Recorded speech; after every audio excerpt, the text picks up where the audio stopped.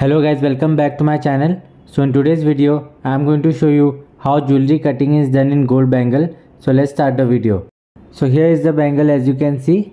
So let's start the cutting process now.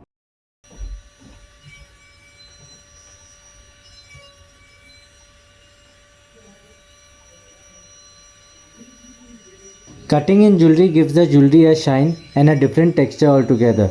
This is one of the most important steps in jewelry making. So the process looks very simple, but this requires a lot of skills to operate this machine. So please be very careful, as a small mistake might damage the jewelry completely and you might face huge losses.